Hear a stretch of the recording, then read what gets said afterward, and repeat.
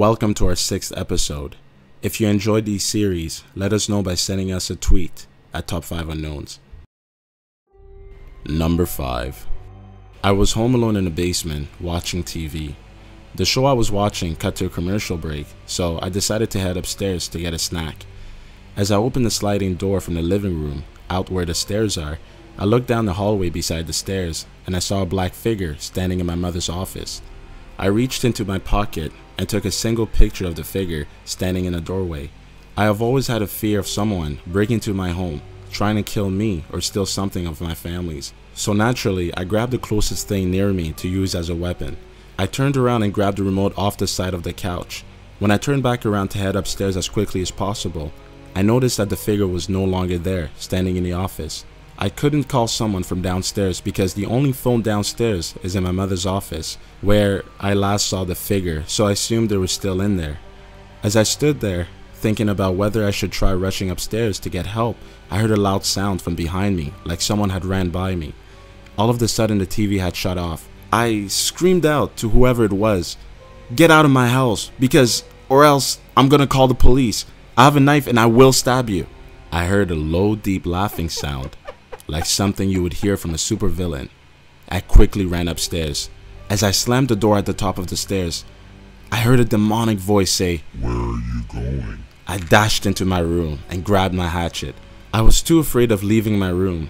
I stood in there until my parents got home. Number 4. This particular story happened when I was 6 years old. My back garden was quite big, and I had a swing set that was right at the back of it. And being a child, I would always twist the swing ropes, so when I let it go, I would spin around really fast until the ropes were untwisted. My hair was blonde and very, very long. And one day I stupidly decided to go spinning on the swing with my hair down. As I began to twist the ropes, my hair got stuck and I couldn't untangle it by myself. My hair was well and truly tangled, and if I knew if I let it go off the twisted swing now, it would rip off my hair, and I was not going to let that happen. My parents were in the house, so they couldn't hear me screaming for help. Panic began to set in and I burst out in tears. The pain was so bad, the thought of my hair being ripped out was horrifying. Next thing I know, I looked into the sky and there was a stairway in the clouds. A woman with short brownish hair and flowery dress came down to untangle my hair. Being young, I thought nothing of it, and I went inside to tell my dad what just happened. After describing this woman to my dad, he just looked at me with a shocked facial expression. My dad's mom died before I was born, so I never got to meet her, nor did we ever see photos of her in the house. My dad just looked at me in the eyes and said, "You just described my mom." I was really confused at the time, and it wasn't until I got older that I understood why he was so shocked. Number 3. It was around late February 2015. My cousins and I were playing around with a Ouija board that we had made early hours in the morning. I grew up in many haunted houses, so I had the experience with these, and my parents were mediums, so I felt that I was fine. As we were playing around, the coaster we were using began to spell out 1333. Unless it was a date or a time, it meant nothing to us, so we brushed it off. Before we could say goodbye to the coaster, it moved again around.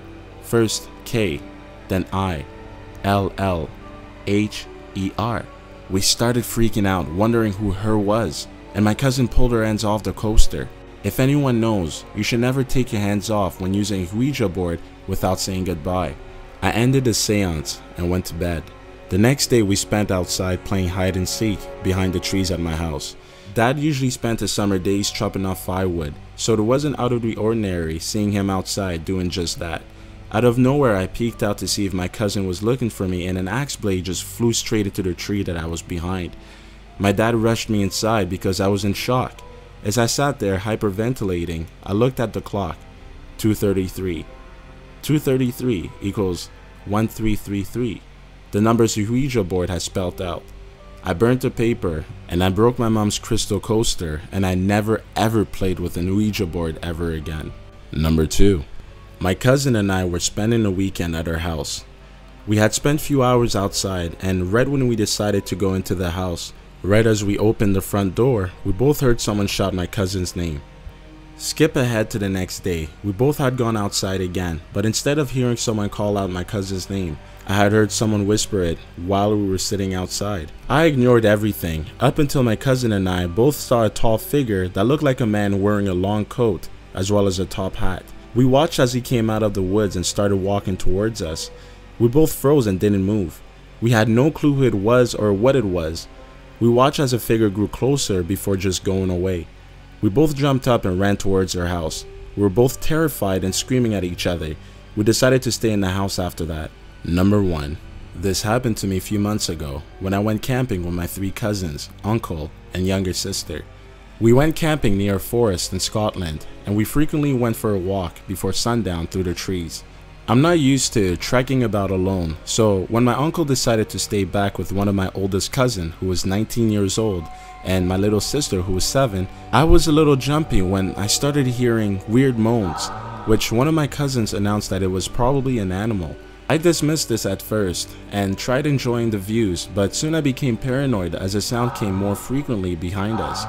My cousins decided that it wasn't an animal or a bird, so we started investigating and checking the bushes around us. One of them suggested that we should split up, so I just stared at them as if she was crazy. Haven't horror movies taught us not to ever split up? Anyway, as we ventured further into the thickets and it got a little darker, I realized that we had been out much longer than we should have been. So we started walking back. I heard a scream up ahead, and we started to panic and run back to the campsite. I fell and looked back. One of the most cliche things in the scary movies, but it was true. Just as I got up to check around, I saw a silhouette of a woman. She was carrying something sharp and was rapidly approaching. She had a sort of fiery aura around her. Maybe it was the sun, but it looked pretty scary. She had a seemingly scarred face, like chunks were missing, and her hair was matted and purely white. As we ran screaming for our dear life and still not getting any closer, my cousin dared looking back and instantly stopped when the woman was gone, and we only heard chilling moans. As we made it back and explained everything, it only got worse when I found my little sister had wandered off, then returned with a slightly scarred face, claiming she saw the woman claw at her, then vanish into the shadows. For the rest of the trip, every night I heard moans, and even for a few days at home, like she had followed us. Thanks for watching. If you would like to have one of your story featured, send it to yme2k15@gmail.com.